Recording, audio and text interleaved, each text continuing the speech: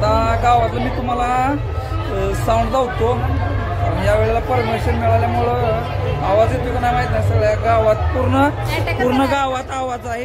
Prince बघा, आमचा प्रिन्सला आम्ही नेला नव्हता. प्रिन्स बघा, तर साऊंड पूर्ण गावात आहे. ती तुम्हाला मी फिरून येतो. आणि ह्या व्हिडिओमध्ये एवढंच. पुढच्या व्हिडिओमध्ये फक्त साऊंडचं तुम्हाला लावतो.